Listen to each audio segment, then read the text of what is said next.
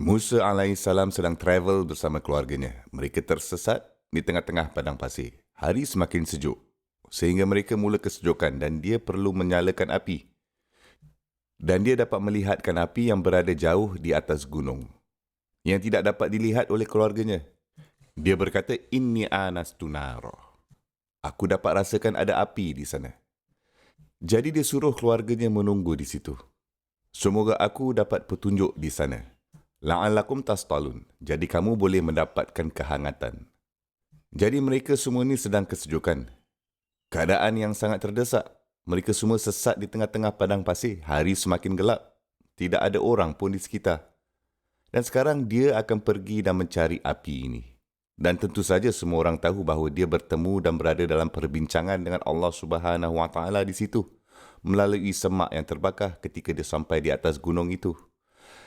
Jadi di sana satu frasa, wa anah tartuka. Ketika Allah berkata kepadanya, dia Subhanahu Wa Taala berkata, sesungguhnya aku yang telah memilih kamu. Dia telah dipilih.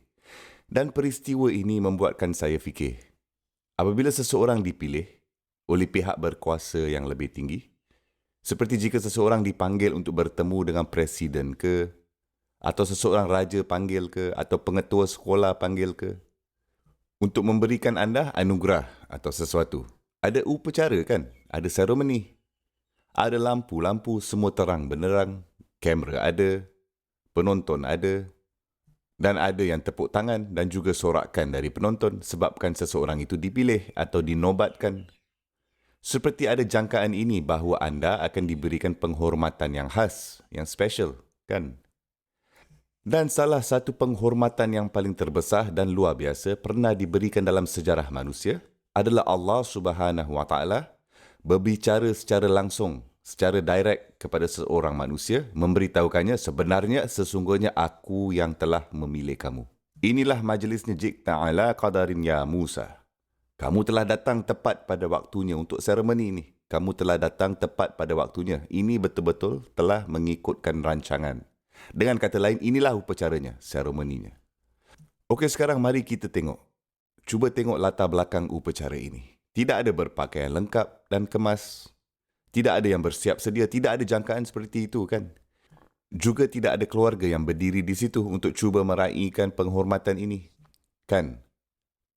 Tapi sebaliknya keadaannya adalah seperti suasana gelap, desperate, tersesat di tengah-tengah padang pasir, tidak ada jalan keluar pun. Mungkin dapat temui api, kemungkinan pula berada di ambang kematian, bukan hanya anda, seluruh keluarga anda, namun penghormatan terbesar dan berkat terbesar telah dikurniakan kepada anda. Beberapa saat itu semua selepas salah satu keadaan yang paling teruk, dan saat yang paling susah, dan saat-saat paling gelap dalam hidup anda. Itulah yang berlaku dengan Musa alaihissalam. Apa yang kita telah diajar di sini adalah Allah Subhanahu Wa Taala mempunyai caranya untuk mengurniakan berkat. Dan kita mungkin tidak akan dapat melihatnya datang beberapa saat yang lalu. Baru saja beberapa saat yang lalu, Musa alaihissalam tidak dapat membayangkan bahawa ini adalah hari yang paling hebat dalam hidupnya. Dia memang tidak dapat membayangkannya. Sebaliknya kan, dia akan membayangkan ini adalah salah satu hari terburuk dalam hidup aku. Ini adalah salah satu perkara paling susah yang harus aku lakukan kerana anda tahu kan, untuk risaukan tentang diri kamu sendiri sudah cukup susah. Dia ni pula sebenarnya risaukan juga akan seluruh keluarganya. Dan di tengah-tengah kegelapan, macam-macam haiwan liar yang keluar di padang pasir pada waktu malam kan. Dan dia meninggalkan mereka di belakang. Dan hari semakin sejuk dan bertambah sejuk.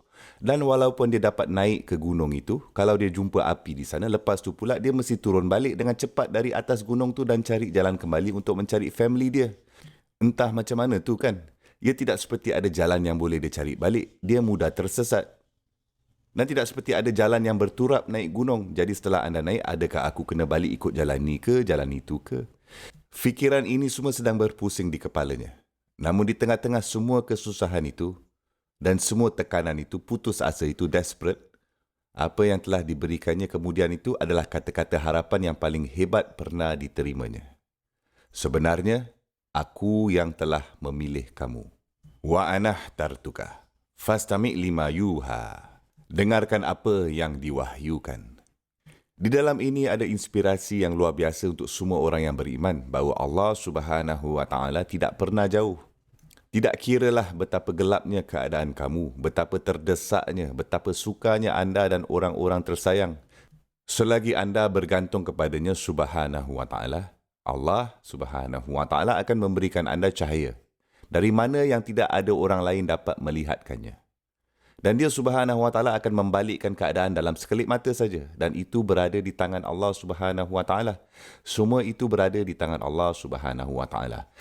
Setiap langkah anda menaiki gunung itu, dan setiap bukit yang anda panjat, dan setiap kali anda tergelincir dan hampir jatuh dan semakin putus asa, jangan fikir ia akan berlarutan sampai bila-bila.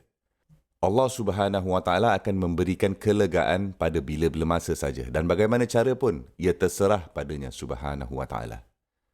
Dan ia tidak akan datang seperti mana yang kita selalu jangkakan. Subhanallah.